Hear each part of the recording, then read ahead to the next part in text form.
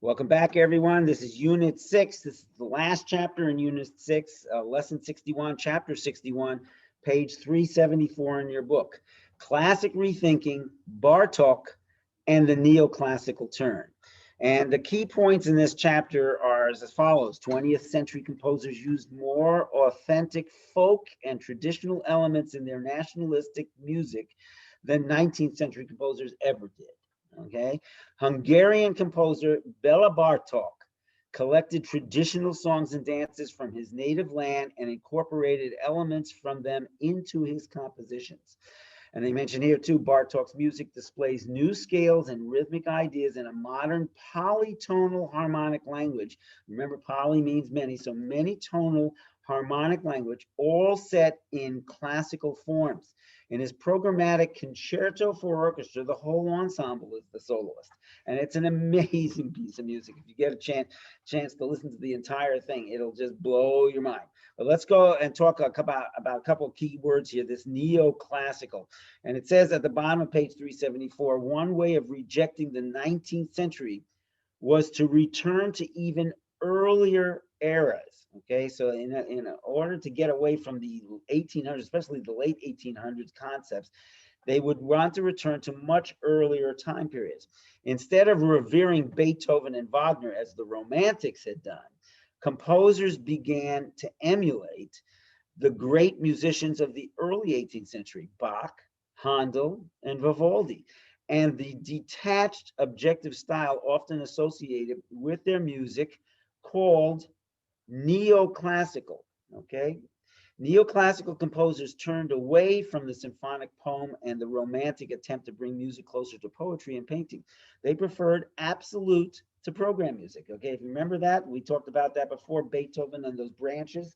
Beethoven's Fifth Symphony led to the absolute composers, okay, like Brahms, okay, while his Sixth Symphony was the model used by the radical composers such as Wagner. Okay, so they've decided, well, we're not going to do that Wagner side anymore. We want to go to the more absolute side of music. Okay, so the absolute bring music let's see, they preferred absolute to program music, and they focused attention on craftsmanship and balance, and an affirmation of the classical virtues of objectivity and control, but also of 20th century ideals of progress through science. These composers revived a number of older forms such as the toccata, the fugue, the concerto grosso, and suite, while returning to traditional symphony, sonata, and concerto. They valued the formal above the expressive. Accordingly, the new classicism, like the old, strove for purity of line and proportion. Now, modernist nationalism.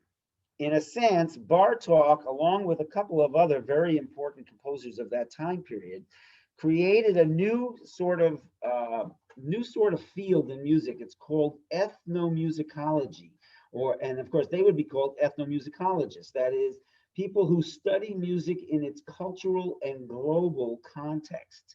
So that's what it is. And you'll find that they mention here, for example, that the modern English school, for example, is best presented by composers such as Benjamin Britten, whose operas include Peter Grimes, about an English fishing village, and Billy Budd, based on a Herman Melville story. We heard his Young Person's Guide for the Orchestra in chapter 11, if you remember right, okay? The Russian school continued with two important sources, Sergei Prokofiev, known for his symphonies, operas, and piano concertos, as well as the popular narrated Peter and the Wolf, and Dmitri Shostakovich, whose symphonies and operas established his international reputation during the era of the Soviet Union, if you can imagine that. And of course, Hungarian nationalism is strongly evoked by another leading composer, the guy we're going to start looking at real quickly here, Bela Bartok. Bartok reconciled the traditional songs of his native Hungary with the main currents of European music, thus creating an entirely personal language. His search for authentic folk music led him to collect with his colleagues, Zoltán Kodály, another very famous composer of that time, more than 2,000 songs and dances representing various Eastern European cultures. Okay, these are the keys to Bartók's music. And we're going to listen, or you're going to listen to his Concerto for Orchestra. You're going to get to listen to the interrupted intermezzo from the Concerto for Orchestra. It's an amazing piece of music. As I said before, the whole orchestra is technically the soloists involved in all of this thing. Anyway, do read up about Bela Bartók on page 376. And then, and by the way, Bartók headed here, okay? So did so many of these composers. They all started flocking towards New York City and towards America as a whole because they saw that everything was starting to slide in that direction. So this was a very, very key moment. This particular piece was, I believe, commissioned by the Boston Symphony. And Bartók, who was never really an extremely healthy person, was really, really sick at this time. He did manage to finish this work in time before he passed away. But it was a major hit once it was started. Once it was performed, the very first time it became a major hit. Now, you will notice, for instance, how Bartók likes to use those odd meters. Okay, he starts off his piece like around the 5-second mark. He starts with a plaintive folk-like tune played by oboe in a changing meter with an asymmetrical rhythms. So we go like 2/4 to 5/8 to 2/4 to 5/8, that sort of thing. And it goes something like this.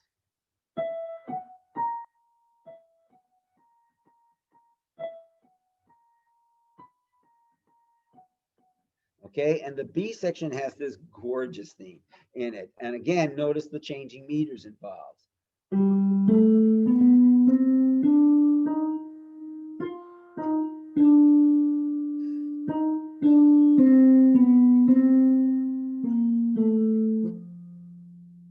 Okay, the C section has kind of the tempo picks up on this one, and you get this sort of kind of interesting rhythmic pattern.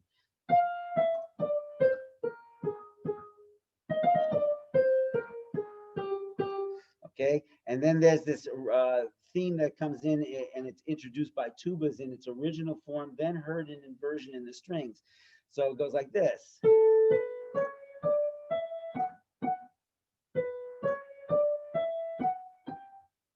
Okay, so listen to it and enjoy it. It's a magnificent piece of music. And I do want to finish this out now because this is the end of Unit 6. And it says music and words. And again, I always like to go to the style summary for modernist era music, which is found on page 379. This is basically from 1900 to 1940. And the composers that they talk about. The primary composers we studied of this particular unit was Stravinsky, Schoenberg, Boulanger, Berg, Ives, Copland, Still, Revueltas, Gershwin, and of course Bartók, which we just finished with. The melodies conceived instrumentally. Some of them are disjunct, wide-ranging lines, elements from folk and traditional music, as we just heard from the Bartók piece. Rhythm, meter, changing meters, polyrhythms, much syncopation, influence of jazz styles. The harmony uses atonality in many cases, polychords, and polyharmony. Use of tone rows, which is what we call serialism. That's primarily found from Schoenberg, Berg, and the other student Webern. Extremes in dissonance with a lot of harmony. Texture, contrapuntal, linear movement. The vocal genres contain things such as motets, opera, solo song with chamber ensemble. Instrumental genres, neoclassical genres such as the Symphony Concerto Suite. But remember, when it says neoclassic, it means new classicism, okay? So they're going back to the concepts from the classical and the Baroque period, but they're using modern harmonies to go along with that. Okay, that's the whole point. So the Symphony Concerto Suite uses the modern harmonies, ballet suites, film music, jazz band, and wind band music. We also have in the forms, succinct, tight forms, revival of older forms, dynamics, wide-ranging dynamics for expressive purposes. The timbre, bright, lean sound, winds and percussion favored, quickly shifting instrumental colors. Performing forces, smaller orchestra, including piano, diverse percussion instruments, unusual combinations of instruments. Virtuosity, new challenges for vocalists and instrumentalists. And the expression dramatic and emotional, often with high energy. And that kind of summarizes the entire Unit 6, okay? Again, which basically covers from around 1900 and 1940. When we get into part 7, postmodernism, the mid 20th century and beyond, you're going to see some real dramatic changes that are going to take place. And this is basically music from 1940 on to basically our present day. So I shall see you all there. Please study very hard. Make certain that you also listen hard to everything. And I shall see you in the next one, which will be the start of Unit 7. Take care, study hard, practice hard. Keep a good attitude as you go through this century. Take care. Bye-bye.